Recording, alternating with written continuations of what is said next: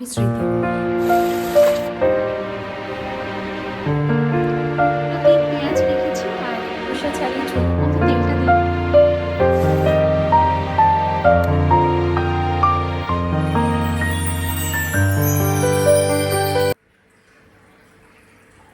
নমস্কার, আমি স্মৃতি।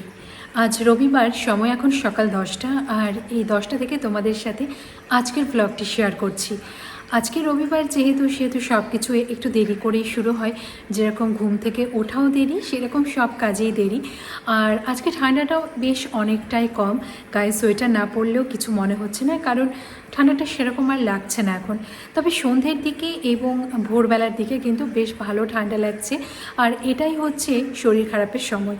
মানে যখন খুব ঠান্ডা পড়ে তখন দেখবে আমাদের অতটা শরীর খারাপ, মানে জ্বর সর্দি কাশি অতটা হয় না, কারণ সেই সময় ঠান্ডার চোটে আমরা গায়ে ঢাকা টাকা মানে সোয়েটার, মোটা জামা কাপড়, গায়ে লেপ এইসব ঢাকা দিয়েই থাকি। কিন্তু মুশকিলটা হয়ে দাঁড়ায় এই সময়টা। বেশি ভারী জামা কাপড় এই সময় পরা যায় না, কারণ একটু গরম লাগতে শুরু করে। আর তার ফলে আমরা সেই সোয়েটারগুলো পরা প্রায় বন্ধ করে দিই। আর তার ফলে সেই যে ঠান্ডাটা সেটাই আমাদের লেগে যায়, এবং এই সময় দেখবে ঘরে ঘরে সর্দি কাশি জ্বর আবার শুরু হয়ে যায়। আর শীত পড়ার ঠিক আগের মুহূর্তে আর শীত যাওয়ার আগের মুহূর্তে এই সময়টা কিন্তু এই শরীর খারাপের জন্য ভীষণ খারাপ কাটে সবারই। সবই জানি, সবই বুঝি, কিন্তু এই যে কাজ করতে করতে গরম লেগে যাচ্ছে, তখন আর সোয়েটার বা মোটা জামা কাপড় পরে থাকাই যাচ্ছে না। তো যাই হোক, এখন রান্নাবান্না শুরু করব, আর সাথে তোমরা তো আছোই। চলো রান্নাঘরের দিকে যাই। এদিকে রবিবারের মাছ মাংসের বাজার চলে এসেছে। মাছটা আজকে করবো না, এনে রেখেছি, এটা ভালো করে ধুয়ে টুয়ে ফ্রিজে রেখে দেবো। আজকে শুধু মাংসটাই রান্না করছি। আর তোমাদেরকে তো বলেইছিলাম যে মাংস হলে আমাদের বাড়িতে আর কিচ্ছু লাগে না, কেউ কিছু খাই না, তো করে কি করব। সেই জন্য আজকে শুধু মাংস আর ভাত, ব্যাস, আর কিচ্ছু হবে না। গামলাটা বের করে নিলাম, কারণ এই মাছ মাংসগুলো ধোবো, সেই কারণে প্রয়োজন।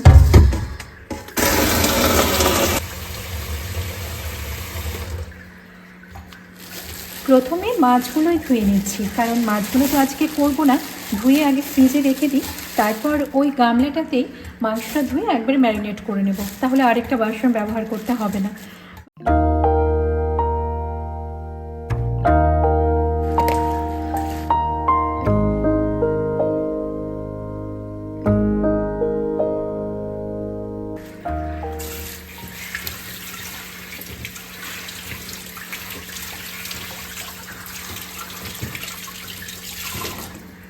মাছের এই প্লাস্টিকগুলো রক্ত মাখা থাকে, তো আমি এগুলো এমনি ডাস্টবিনে ফেলে দিই না, একটু ভালো করে ধুয়ে নিই, তারপর ডাস্টবিনে। আর এই বেসিনের যে ছোট ডাস্টবিনটা, যে এটা ভীষণ উপকারী, জানো। এই যে এখন এই রক্তমাখা প্লাস্টিকটা আমাকে অন্য ডাস্টবিনে নিতে গেলে মেঝেতে ফোটা ফোটা জল কিন্তু পড়তে, মাছের জল। কারণ একটা ছোট্ট মতো ডাস্টবিন যদি বেসিনের মধ্যে থাকে তাহলে সুবিধা কিন্তু ভীষণ।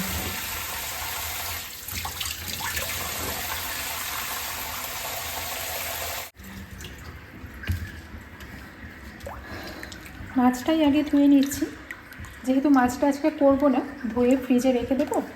আর এই গামলাটাতেই পরে মাংসটা ধুয়ে এর মধ্যে ম্যারিনেট করে রাখবো, তাহলে আমার একটা বাসনই হয়ে গেল।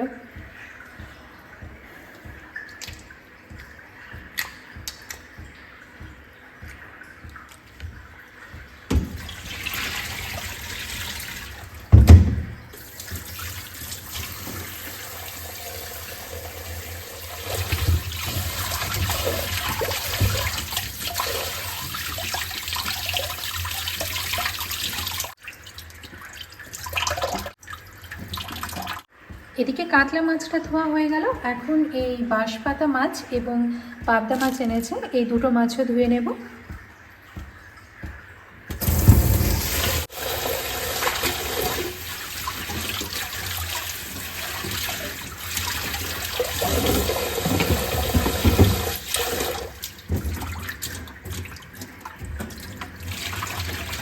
এই যে বাঁশপাতা মাছগুলো, এই ধরনের মাছগুলো না আমার ছেলে আবার খেতে চায় না।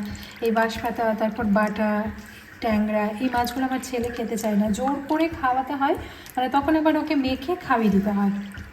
এই ধরনের মাছগুলো খেতেই চায় না। পাবদা মাছটা যদিও বা খায়, সেই জন্য ওর জন্য বেশি ওই রুই কাতলা এগুলোই আনা হয়।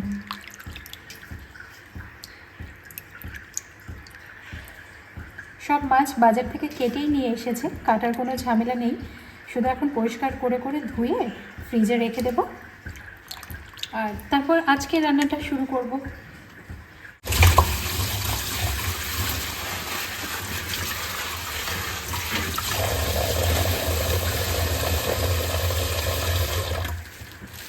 মাছ মাংসের এই প্লাস্টিকগুলো বললাম না একটু ধুয়ে তারপর আমি ডাস্টবিনে রাখি। যাদের সঙ্গে সঙ্গে ফেলে দেওয়ার জায়গা আছে তাদের তো অনেক সুবিধে, কিন্তু আমাদের যেহেতু পরের দিনের অপেক্ষা করতে হয়, মানে ওই সকালবেলা ডাস্টবিন বা নোংরার গাড়ি আসবে তখন আমরা নোংরাগুলো ফেলবো, তো মাছের রক্তগুলো লেগে থাকে, সেই কারণে কী হয় বলো তো, ভীষণ বাজে গন্ধ ছাড়ে। তাই জন্য প্লাস্টিকগুলো আমি একটু জল দিয়ে ধুয়ে তারপরেই ডাস্টবিনের মধ্যে রাখি। ওদিকে কাতলা মাছ, বাঁশপাতা মাছ ধোয়া হয়ে গেছে, এখন এই যে পাবদা মাছগুলো ধুয়ে নিচ্ছি।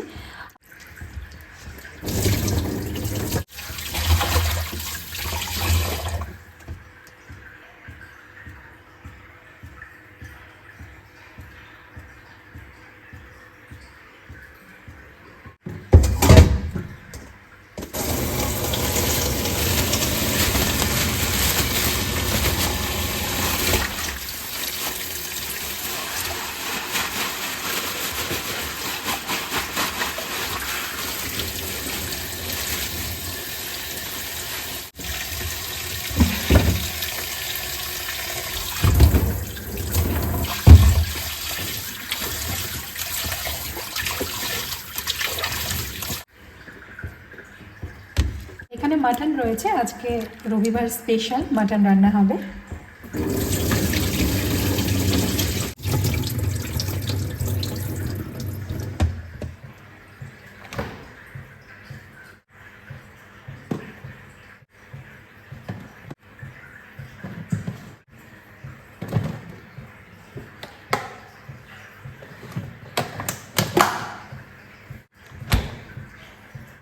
মাছগুলো ধুয়ে সব ফ্রিজে রেখে দিয়েছি, আর এখন এই যে মাটনটা এটা ম্যারিনেশন করব।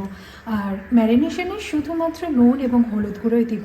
টক দই ঘরে থাকলে আমি টক দই ব্যবহার করি, কিন্তু আজকে ঘরে টক দই নেই, তাই টক দইটা ব্যবহার হচ্ছে না, মানে এর মধ্যে পড়ছে না। আসলে কি হয় বলো তো, শীতকালে ঘরে টক দইটা থাকেও না, গরমকালে যেরকম দইটা খাওয়া হয় তাই ঘরে থাকে। শীতে তো কেউ ঠান্ডাতে দইটা খেতে চায় না, তাই ঘরে দই থাকেও না। তো সেই কারণে শুধু নুন আর হলুদ গুঁড়ো দিয়েই আমি ম্যারিনেশনটা করছি।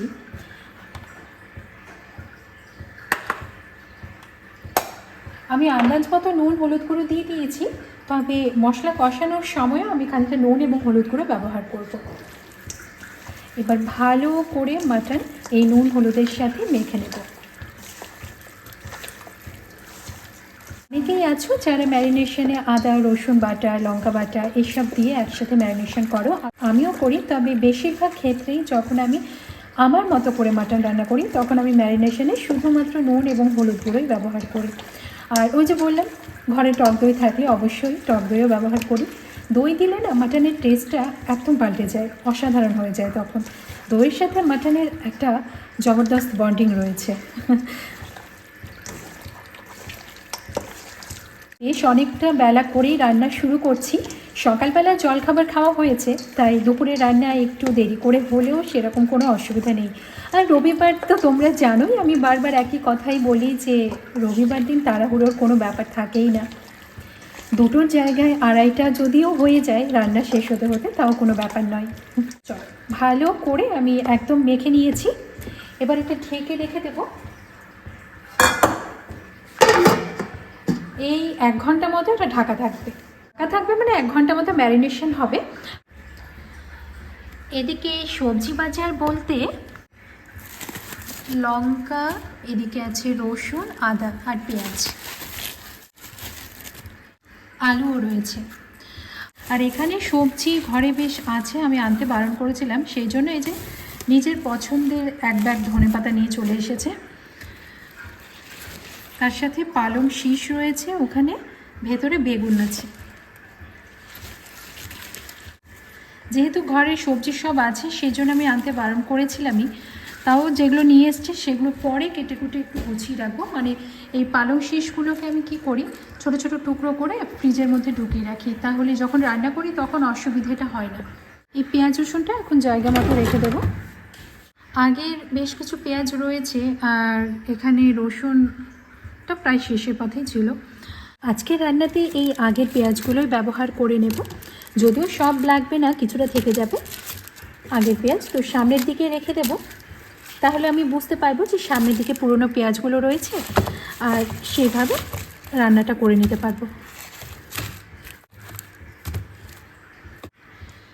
রসুনের ক্ষেত্রেও তাই, পুরনো রসুনগুলো আগে ব্যবহার করে নিই, যদিও 4টেই রয়েছে আজ।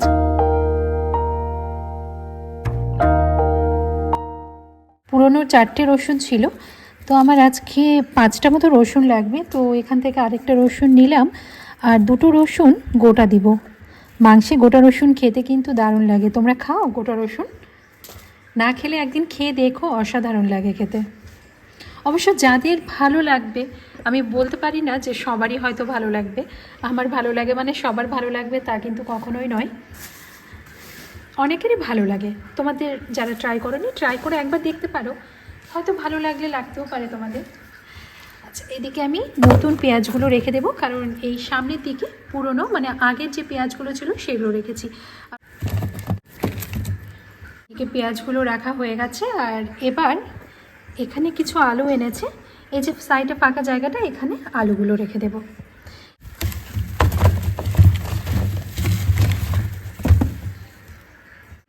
এদিকে পুরোটাতেই পেঁয়াজ রেখেছি, আর এখানে রসুন আলু থাকে। এই একটা ঝুড়ির মধ্যে আমার পেঁয়াজ রসুন আলু রাখা হয়ে যায়। ঝুড়িগুলো অনেক বড় বড়। এখানে লঙ্কাটা এখন থাকুক, কারণ লঙ্কা ফ্রিজে আছে, সেটা আজকে রান্নায় ব্যবহার করে নেব।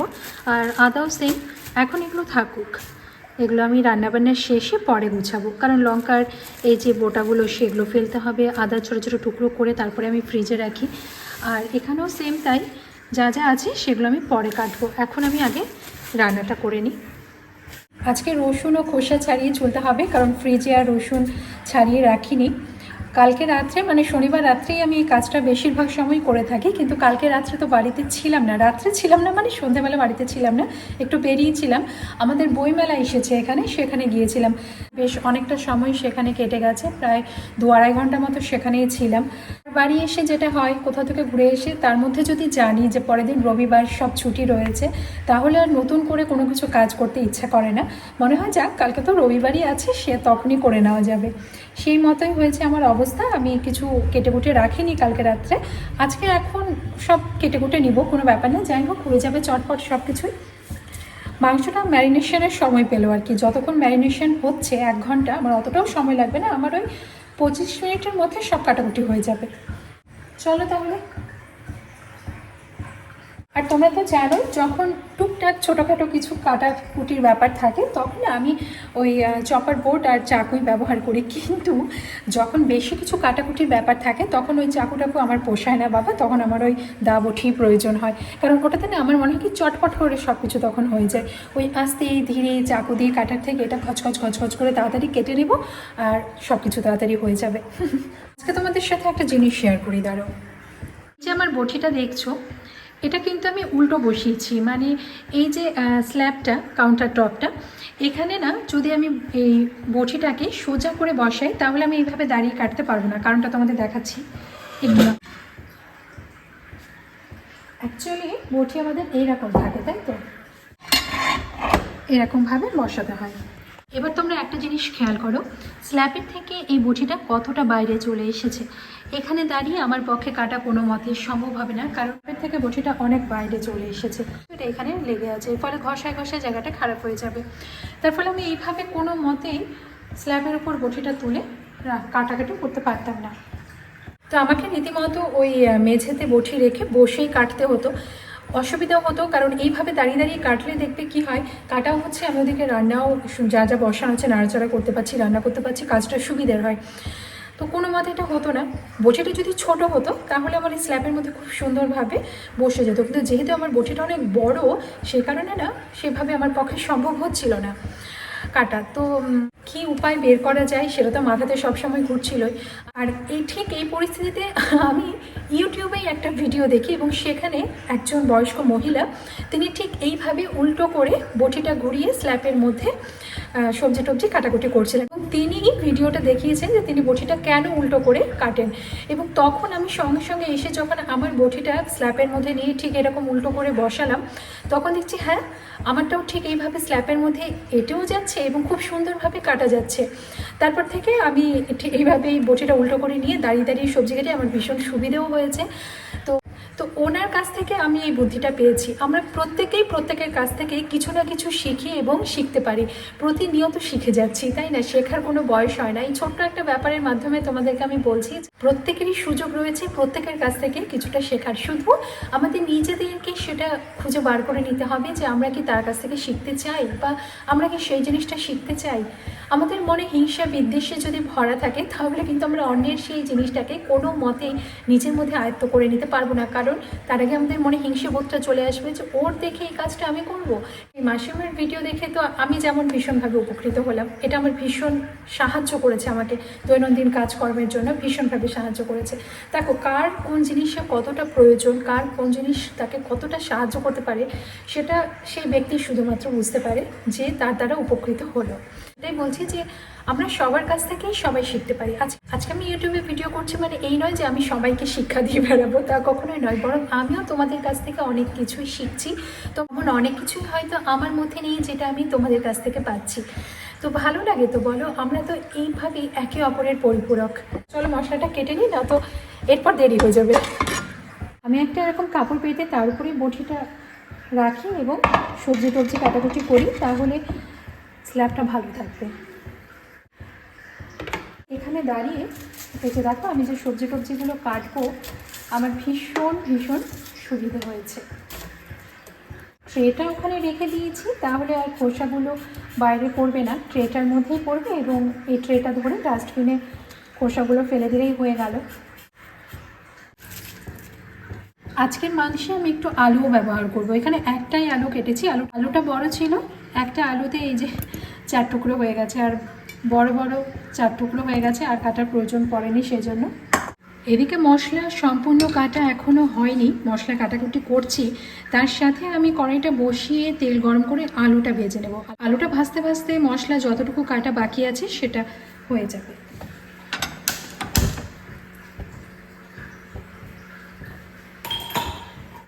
দিয়ে দিচ্ছি সর্ষের তেল। মাটনের স্বাদ শুধুমাত্র সর্ষের তেলেই আসবে। তেলটা গরম হলে আলুটা ভাজবো। অনেক সময় পুরনো আলু থাকলে আমি ভাজিও না, কিন্তু নতুন আলু তো একটু গন্ধ করে, তাই না ভাজলে সেটার গন্ধটা থেকেই যাবে। রান্না করতে করতে এরকম সরাসরি তোমাদের সাথে কথা বলতে ভীষণ ইচ্ছা করে, কিন্তু এখনই চিমনিটা অন করে দেবো আর কোনো কথা তোমরা শুনতে পাবে না। চিমনির যে আওয়াজটা, সেই কারণে আমার ভয়েসটা তোমরা শুনতেই পাবে না, তখন ভয়েস ওভার দিতে হবে। আচ্ছা, রান্নায় পরিমাণ মতো তেলটা দিয়ে দিলাম, তেলটা গরম হোক, তারপর আলুগুলো ছাড়বো।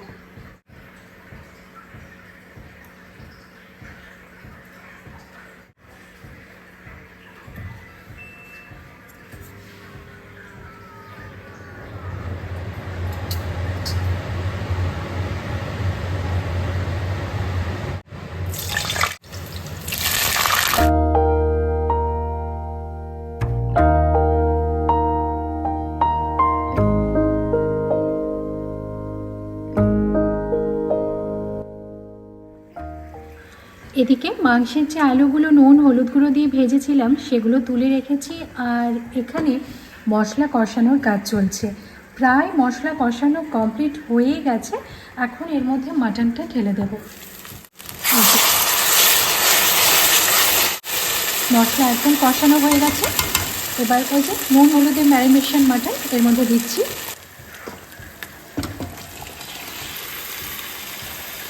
মশলা কাটা এবং সাথে মশলা কষানো, এই সময়টা 1 ঘন্টার কাছাকাছি চলে এসেছে, এবং তারপর এই যে মাটন ম্যারিনেট করা মাটন এর মধ্যে দিয়ে দিলাম, মানে মাটন ম্যারিনেশন 1 ঘন্টা মতো হয়ে গেছে। মাটন যত ম্যারিনেশনে থাকবে তত কিন্তু মাটনের টেস্ট বেশি ভালো আসে। 1 ঘন্টার জায়গায় এখন যদি আমি 2 থেকে 2.5 ঘন্টা কি তারও বেশি যদি ম্যারিনেশন করতাম, তাহলে সেই মাটন খুব সফট এবং অবশ্যই টেস্টি তো হয়ই। আমি সাধারণত মাটন রান্নাতে প্রেশার কুকার ব্যবহার করা পছন্দ করি না, তবে কোনো দিন যদি খুব তাড়াহুড়োর ব্যাপার থাকে তখন কিন্তু প্রেশার কুকারে দিতেই হয়। তবে আজকে তাড়াহুড়োর ব্যাপার নেই। এবার এই ঢাকা দিয়ে দিয়ে মশলার সাথে মাংসটা কষাবো। মাটনের চর্বিগুলো আলাদা করে তুলে রেখেছি, এটা এখন দিইনি, তাহলে একদম ঝোলটা তেল তেল হয়ে যায়। এটা আমি পরে দেবো, যখন মাংস প্রায় 80% মতো সেদ্ধ হয়ে যাবে তখন দেবো।